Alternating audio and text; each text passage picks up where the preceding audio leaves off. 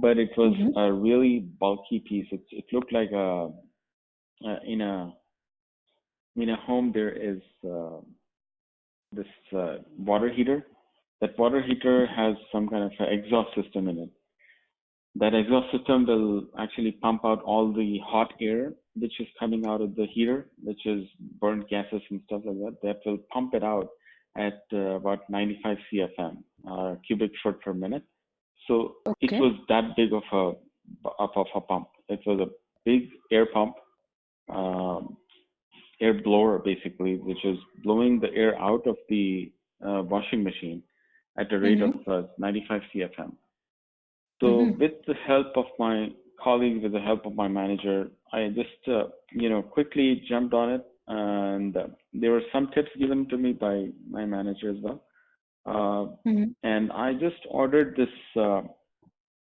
I actually used the current machine Mm-hmm. to benchmark, and for the new washing machine, what I've done is I tossed this out, and I went to Mm-hmm. Home Depot, picked out some ducts, air ducts, and Okay. then some elbow joints, things like that.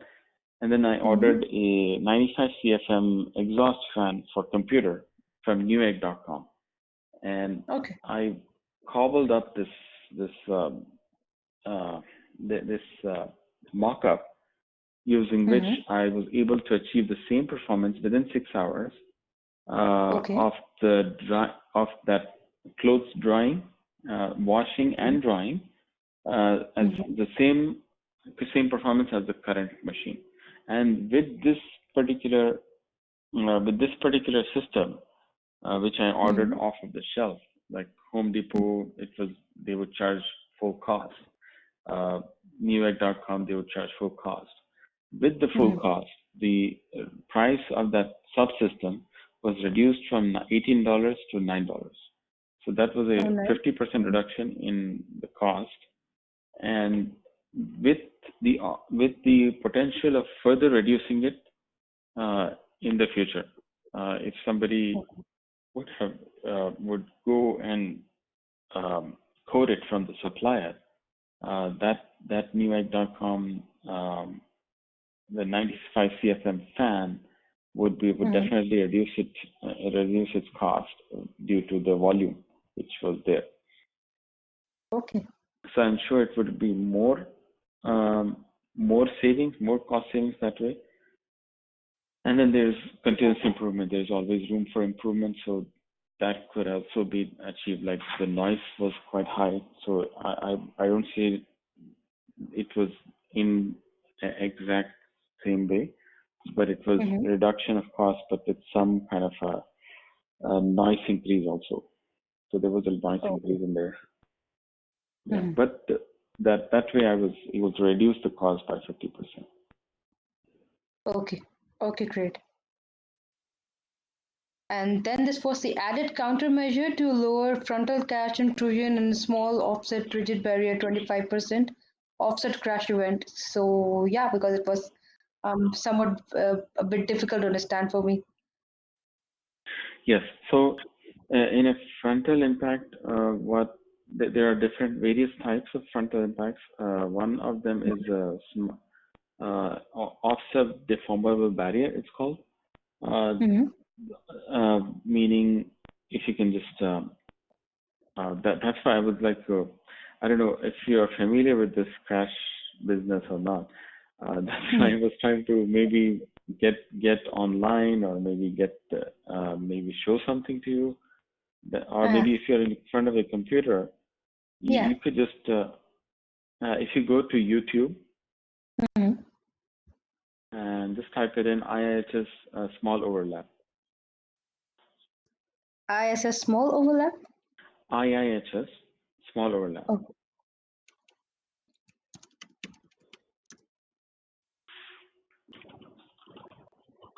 okay. Yeah. So when you look at that, the first one it will come up with is, I think, mid-size SUVs. You could just look at the Tesla Model 3 driver side small overlap. Okay, I was looking at Chevrolet. Okay, yeah, Tesla Model 3 is Okay, that's just the fine. second one for that car.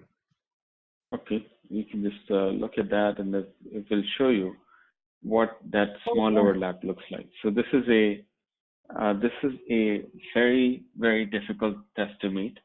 The one I was talking to you about is the offset deformable barrier.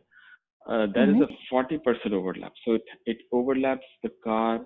About half of the car is overlapped by this deformable barrier, which will deform also, engaging the rail of the front of the car, Uh-huh. and um, that pretty much is easier to meet. And these days, maybe the work has been going on since 1990s, late 1990s. So that Okay. was easier to meet. But this Uh-huh. particular one is, as you can see, the barrier is rigid in this particular Yeah. case. So it is something simulating of a side swipe, and this particular barrier is overlapped only for about 25% of the car. So Mm-hmm. if you look at that top of the vehicle of Tesla, you find Yeah. two lines over there. One is the center line, and then there is Yeah. one more line, one more that black and yellow strip over there, which Yeah. is actually where the barrier is aligned. So it's Yeah. not aligned with the center line, but really it misses the rails of the car basically. So what happens is Mm-hmm. there is no way this this barrier is gonna um, allow the front rails of the car to buckle, as Okay. it happens in other frontal impact road cases. Like there are IIHS ODB, like I said, or offset deformable barrier test, and then there Mm-hmm. are NCAP tests, which are full lap frontal, which is in both the uh, both the rails engages in that. Um, Uh-huh. Okay. so in this particular case, it's really difficult. So if you can see, keep running that test. It will show it to you Yeah. in a slow motion also. In that slow motion, Yeah. you could see how much of a deformation is being caused in that area. Yeah. The Mm-hmm.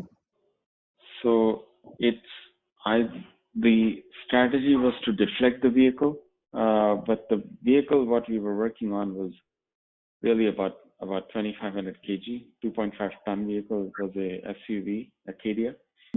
Mm-hmm. So what happened was instead of deflection strategy, uh, Mm-hmm. I developed. There was a lot of discussion going on. There was a lot of people discussed about this. Maybe they come up with their um, own remediation package for this, but Mm-hmm. none of them was working. So, and this particular vehicle could not be deflected. Okay. So, so what happened was we were standing around the vehicle trying to discuss brainstorming, and uh, I just thought of something. So actually, I mentioned only one of the accomplishments in here. I actually have developed Mm-hmm. two of the solutions for this.